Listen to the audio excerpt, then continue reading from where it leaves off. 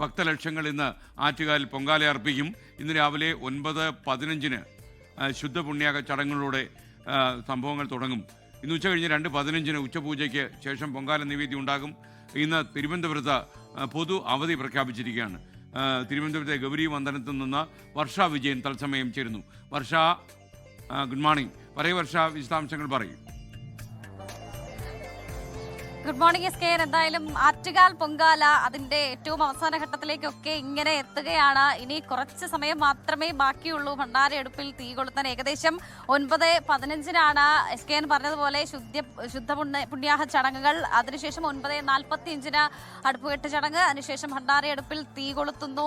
ഭണ്ഡാരയടുപ്പിൽ തീ വെച്ചതിന് ശേഷം ഓരോ പൊങ്കാല കലങ്ങളിലേക്കും ഇങ്ങനെ ആ ദീപം ഇങ്ങനെ തെളിയിക്കുകയാണ്. ഞാൻ ഉള്ളത് ഈ ഗൗരി വന്ദനത്താണ്. ഇവിടെ സെലിബ്രിറ്റികളൊക്കെ ഇങ്ങനെ ആറ്റുകാൽ പൊങ്കാല ഇടാൻ എത്തിയിട്ടുണ്ട്. അപ്പോൾ ഈ സെലിബ്രിറ്റികളെയൊക്കെ പ്രത്യേകിച്ച് ചിപ്പി ചേച്ചിയൊക്കെ കാണാൻ ഇങ്ങനെ ആരാധകർ ഇങ്ങനെ കാത്തു നിൽക്കുകയാണ്.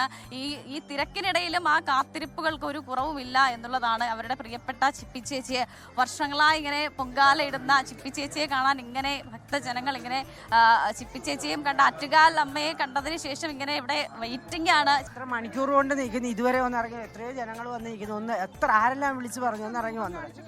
അങ്ങനെയൊക്കെയാണ്. എന്റെ ചിപ്പി ചേച്ചിയുടെ വലിയ ആരാധകരാണ്.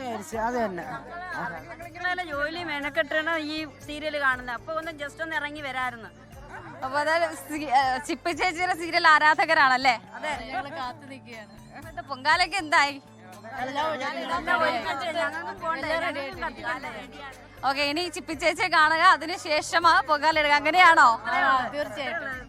ഗൗരി വന്ദനത്തിൽ നമുക്ക് ചേർന്ന് ചിപ്പി, ഗൗരി വന്ദനത്തിൽ എത്തിയാൽ താങ്കളുടെ ആരാധകരുടെ പുറത്ത് കാത്തു നിൽക്കുന്നു.